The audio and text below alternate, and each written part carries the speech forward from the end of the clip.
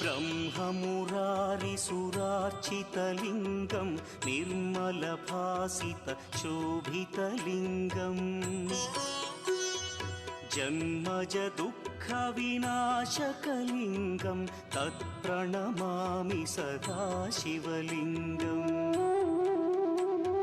देवमुनिप्रवरार्चितलिङ्गं कामदहन करुणाकरलिङ्गम् रावणदर्पविनाशकलिङ्गं तत्प्रणमामि सदा शिवलिङ्गम्